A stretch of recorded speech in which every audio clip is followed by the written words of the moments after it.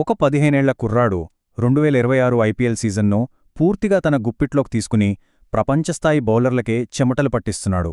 వినడానికే చాలా ఆశ్చర్యంగా ఉంది కదా. అసలు ఈ వైభవ్ సూర్యవంశీ ఎవరు? అంత చిన్న వయసులో ఈ రేంజ్ సంచలనం ఎలా అయ్యాడు? ఈ ఎక్స్ప్లెయినర్లో ఆ అద్భుతమైన ప్రయాణాన్ని డీకోడ్ చేద్దాం. టీ20ల్లో నేను 200 కొట్టాలి, ఏకంగా ఆ క్రిస్ గేల్ రికార్డ్నే బ్రేక్ చెయ్యాలి. ఇవి నా మాటలు కాదు, ఆ 15 ఏళ్ల కుర్రాడి మాటలు. ఎంత ధైర్యం కదా! అతని ఆత్మవిశ్వాసానికి, పెట్టుకున్న టార్గెట్కి ఈ మాటలే ఒక పర్ఫెక్ట్ ఎగ్జాంపుల్. సరే, మరి ఈరోజు ఈ ఎక్స్ప్లెయినర్లో మనం ఏమేం చూడబోతున్నామంటే: 1. The teenage record wrecker. 2.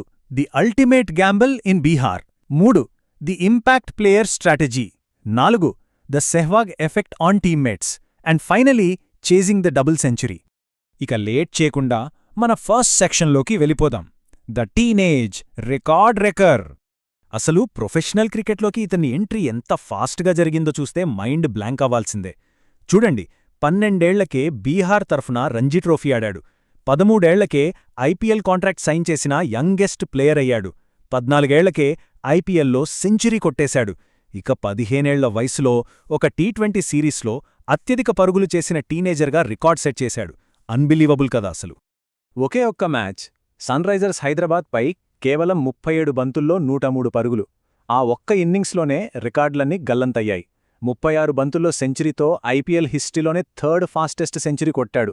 అతి చిన్న వయసులో 100 టీ20 రన్స్ క్రాస్ చేశాడు. అది కేవలం 473 బంతుల్లోనే. పైగా ఆ ఇన్నింగ్స్లో ఏకంగా 12 సిక్సర్లు. ఒక ఇండియన్ ప్లేయర్కి ఐపీఎల్లో ఇవే అత్యధిక సిక్సర్లు. ఇక్కడ మనం గమనించాల్సిన అసలైన పాయింట్ ఇంకోటుంది. అతను ప్రపంచస్థాయి బౌలర్ల ముందు క్రీజ్లో ఏదో సర్వైవ్ అవ్వట్లేదు. 14 మ్యాచుల్లో ఏకంగా 232.27 స్ట్రైక్ రేట్తో బౌలర్లను ఊచకోత కోస్తున్నాడు. ఈ స్ట్రైక్ రేట్ చూస్తుంటే నిజంగా పిచ్చెక్కిపోతోంది కదా. ఇక మన second section, the ultimate gamble in Bihar. ఈ సక్సెస్, ఈ $1 మిలియన్ కాంట్రాక్ట్ల వెనక ఎంతటి త్యాగముందో కూడా మనం ఖచ్చితంగా తెలుసుకోవాలి. వైభవ్కి 8 ఏళ్ల వయసున్నప్పుడే అతనిలోని అసాధారణమైన టైమింగ్, పవర్ బయటపడ్డాయి. కాని ఆ టాలెంట్ని ఎంకరేజ్ చేయడానికి, కోచింగ్ ఖర్చుల కోసం వాళ్ల నాన్న సంజీవ్ తమకున్న ఆ కాస్త వ్యవసాయ భూమిని కూడా అమ్మేయాల్సొచ్చింది. ఒక కుటుంబం చేసిన అత్యంత పెద్ద త్యాగమిది. వాళ్ళ నాన్నేమన్నారంటే, వాడెప్పుడు నా కొడుకు మాత్రమే కాదు, మొత్తం బీహార్ బిడ్డ. వాడికోసం నా భూమిని అమ్మేశాను, ఫైనాన్షియల్ ప్రాబ్లమ్స్ ఇంకా ఉన్నాయి. ఈ మాటలు వింటుంటేనే ఆ కుర్రాడిపై ఎంత ప్రెజరుందో అర్థమవుతోంది. తను ఆడుతోంది కేవలం రికార్డుల కోసమో, ట్రోఫీల కోసమో కాదు, తన తండ్రి చేసిన త్యాగానికి న్యాయం చేయడానికి, ఆ రుణం తీర్చుకోడానికి. అయితే ఇంత క్రేజొచ్చినా కూడా వైభవ్ ఇంకా చాలా గ్రౌండెడ్గానే ఉంటాడు. మైదానంలో బౌలర్లకు చుక్కలు చూపిస్తున్నాడు. కానీ నిన్న మొన్నటిదాకా టీవీలో డోరేమోన్ చూసిన కుర్రాడే కదా తను. రీసెంట్గా ఒక మైల్ స్టోన్ రీచ్ అయ్యాక తన చేతితో ఏ అనే సింబల్ చూపించాడు. దాని వెనుక మీనింగ్ ఏంటని అడిగితే తను ఎంతో సిగ్గుపడుతూ ఆ ప్రశ్నను దాటివేశాడు. ఇది పర్సనల్ మ్యాటర్ అండి అంటూ ఎంతో ఇన్నోసెంట్గా సమాధానం చెప్పాడు. ఈ యొక్క డైలాగ్తో ఇంటర్నెట్ మొత్తం ఫిదా అయిపోయింది. ఆ హెల్మెట్ వెనక ఉన్నది ఇంకా ఒక అమాయకమైన 15 ఏళ్ల టీనేజరే అన్న విషయం ఈ ఒక్క ఇన్సిడెంట్తో మనకి భలేగా అర్థమైపోతుంది కదా. నెక్స్ట్ సెక్షన్ చూద్దాం. Section 3, the impact player strategy. అసలు టీంలో ఉన్న బెస్ట్ బ్యాటర్ను గ్రౌండ్లో ఫీల్డింగ్ చేయనివ్వకుండా ఎందుకు దాస్తున్నట్టు? ఇది చాలామందికి వచ్చిన డౌట్. వైభవ్ను రాజస్థాన్ రాయల్స్ ఫీల్డింగ్కు పంపకుండా కేవలం ఇంపాక్ట్ ప్లేయర్గానే ఎందుకు ఆడిస్తున్నారు? అతని ఫిట్నెస్ సరిగ్గా లేదా అని రకరకాల ప్రశ్నలు, విమర్శలు వచ్చాయి. కానీ అసిస్టెంట్ కోచ్ ట్రెవర్ పెన్నీ దానికిచ్చిన ఆన్సర్ వింటే క్లారిటీ వచ్చేస్తుంది. వైభవ్ యాక్చువల్లీ అద్భుతమైన ఫీల్డర్. డైవ్ చేయడం, క్యాచులు పట్టడంలో చాలా చురుగ్గా ఉంటాడు. అదంతా రాజస్థాన్ రాయల్స్ కావాలని చేస్తున్న స్ట్రాటజీ అట. తను ఓపెనర్గా బ్యాటింగ్కొచ్చేటప్పుడు 100% ఫ్రెష్గా ఉండాలన్న ఉద్దేశంతోనే ఇలా ప్లాన్ చేశారు తప్ప ఏదో ఫీల్డింగ్ చేయలేడని కవర్ చేయడానికి మాత్రం కాదు. ఇక మన fourth section, the Sehwag effect on teammates. ఇక్కడ ఈ ఇద్దరు ఓపెనర్ల మధ్య ఉన్న తేడా చూస్తే నిజంగా ఆశ్చర్యమేస్తుంది. 14 మ్యాచ్లో 15 ఏళ్ల వైభవ్ 232 స్ట్రైక్ రేట్తో ఏకంగా 583 పరుగులు చేసి టీంను లీడ్ చేస్తుంటే, ఇంటర్నేషనల్ లెవెల్లో ఎంతో అనుభవం ఉన్న 24 ఏళ్ల యశస్వి జైస్వాల్ మాత్రం అదే 14 మ్యాచ్లో 397 పరుగులకే పరిమితమయ్యాడు. దీని గురించి వెటరన్ స్పిన్నర్ ఆర్ అశ్విన్ ఒక ఇంట్రెస్టింగ్ అబ్జర్వేషన్ చేశారు.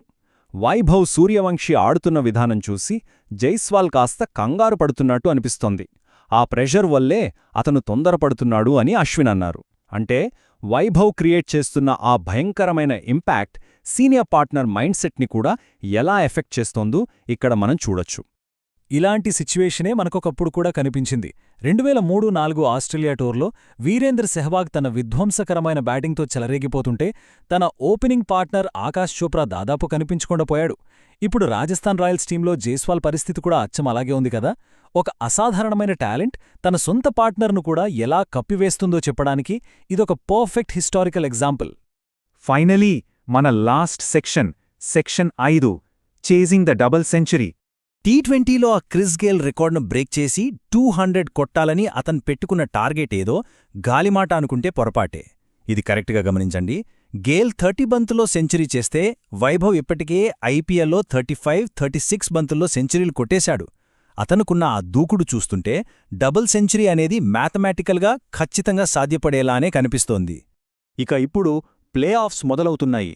ఎలిమినేటర్లో సన్రైజర్స్తో బిగ్ ఫైట్ జరగబోతోంది. ఒకే ఐపీఎల్లో 53 సిక్సర్లు కొట్టిన ఏకైక ఇండియన్గా అగ్రస్థానంలో ఉన్నాడు. కోట్లాది మంది అంచనాలను తన భుజాలపై మోస్తున్న ఈ చిన్న ఊరి కుర్రాడు తన టీంను ఫైనల్స్కి తీసుకువెళ్తాడా లేదా అని క్రికెట్ ప్రపంచం మొత్తం ఎంతో ఆసక్తిగా ఎదురుచూస్తుంది. మనం ఇక్కడ ఒక విషయం ఆలోచించాలి. కేవలం 15 ఏళ్ల వయసులో ప్రపంచ రికార్డులన్నిటినీ రఫ్ఫాడిస్తూ తన ఫ్యామిలీ చేసిన అతిపెద్ద త్యాగాన్ని నిలబెట్టుకుంటూ ఉద్దండులైన ఇంటర్నేషనల్ ప్లేయర్లకే చెమటలు పట్టిస్తున్న ఈ కుర్రాడు రేపు 20 ఏళ్లు వచ్చేసరికి ఇంకెన్ని అద్భుతాలు క్రియేట్ చేస్తాడో కదా. ఈ ఒకే ఒక్క థాట్ చాలు కదా అసలు మైండ్ బ్లాంక్ అవడానికి. వైభవ్ సూర్యవంశీ ప్రయాణంపై చేసిన ఈ ఎక్స్ప్లెయినర్ మీకు ఒక కొత్త పర్స్పెక్టివ్ ఇచ్చిందని అనుకుంటున్నాను.